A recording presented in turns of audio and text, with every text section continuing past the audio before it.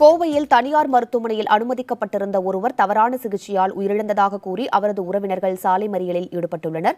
இதுகுறித்த கூடுதல் விவரங்களை நமது செய்தியாளர் சுரேஷ்குமாரிடம் கேட்கலாம். என்ன காரணத்திற்காக தற்போது சாலை மறியலில் ஈடுபட்டிருக்கிறார்கள் அவரது குடும்பத்தினர்?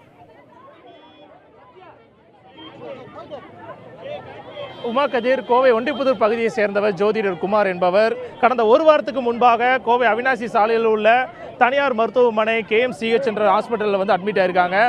அப்போது தொடர்ந்து அவருக்கு தலையில் ஒரு கண்ணுக்கு மேலே ஒரு கட்டி இருந்திருக்கு. அந்த கட்டியை நீக்கிறதுக்காக அவர் அட்மிட் ஆகப்பட்டிருக்கார்.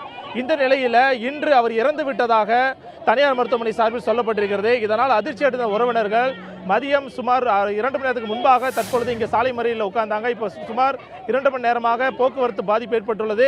சம்பவ இடத்துக்கு வந்துள்ள போலீசார் அவங்க கூட சமாதான பேச்சுவார்த்தையில் ஈடுபட்டாலும் தனியார் மருத்துவமனை நிர்வாகமானது இவர்களுக்கு உரிய பதில் அளிக்கவில்லை என்று கூறப்படுகிறது. இதனால் தொடர்ந்து சாலை மறியல் தொடர்ந்து நடைபெற்று வருகிறது. தற்பொழுது போலீசார் நீண்ட நேரமாக சாலை போக்குவரத்தால் சிக்கிக் கொண்டிருந்த வாகனங்களை தற்பொழுது சீர் செய்யும் நடவடிக்கையில் ஈடுபட்டு வராங்க.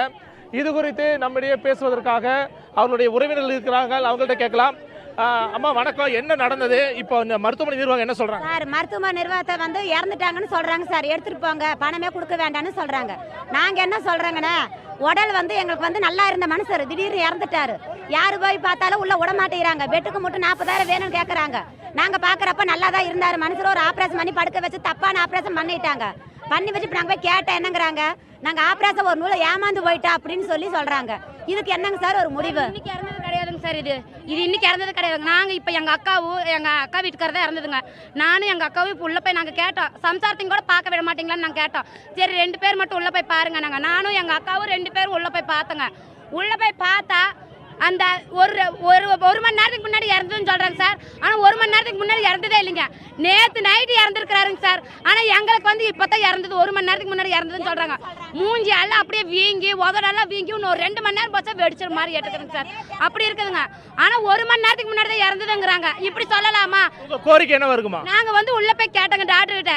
2 குழந்தை இருக்குதுங்க. அவரை நம்பிதான் 10 பேர் இருக்கிறாங்க. 2 குழந்தையில சார் 10 பேர் அவங்க வீட்டுல இருக்கிறாங்க. அந்த 2 குழந்தைகளுக்கு என்ன நியாயம் சொல்லி உங்களோட இழப்புக்கு எங்களால் ஈடு கட்ட முடியாதுங்கிறாங்க.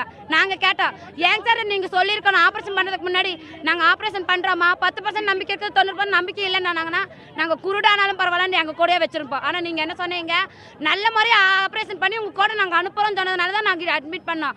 ஆனா ஆபரேஷன் பண்றதுக்கு முன்னாடி அவங்க என்ன சொன்னாங்க சார், நல்லாயிரும் 100% உத்தரவா தரோம், ஒரு 100 கூட ஏமாறாது, நாங்க ஆபரேஷன் பண்ணி நல்ல முறையா உங்க கூட வீட்டுக்கு அனுப்புறோம். நாங்க இன்னைக்கு இறந்துட்டாருன்னு 1 மணி நேரத்துக்கு முன்னாடி சொன்னாங்க. நாங்க டாக்டர் 5 பேர்த்த கூப்பிட்டு நாங்க அண்ணன் தங்கச்சி அக்கால போய் 4-5 டாக்டரை வச்சு பேசுறோம். ஸ்பெஷல் ரூம்ல உட்காந்து பேசுன்னு என்னங்கிறாங்க, ஒரு நூல் ஏமாந்துருச்சு தெரியாம பண்ணிட்டா என்ன பண்றதுன்னு கேக்குறாங்க.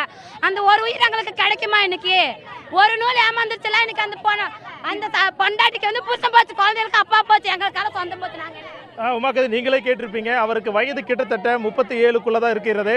இந்த நிலைமையில கண்ணுக்கு மேல் இருந்த ஒரு கட்டிக்காக அட்மிட் பண்ணப்பட்டவர் இப்போ உயிர் இழந்திருப்பது இந்த உறவினர்களால் ஏற்க முடியவில்லை. இது தொடர்பாக நம்ம மருத்துவ நிர்வாகத்தை அணுக முற்பட்டோம். ஆனால் அவர்கள் உள்ளே ஊடகங்களுக்கு அனுமதி அளிக்கவில்லை. தற்பொழுது இந்த சாலை மறியல் தொடர்ந்து நடைபெற்றுக் கொண்டிருக்கிறது. உமாக்கதிர், கோவையில் தனியார் மருத்துவமனையில் அனுமதிக்கப்பட்டிருந்த ஒருவர் தவறான சிகிச்சையால் உயிரிழந்ததாக கூறி தற்போது உறவினர்கள் சாலை மறியலில் ஈடுபட்டுள்ளனர். இதுகுறித்த உங்களுடைய தற்போதைய தகவல்களுக்கு நன்றி.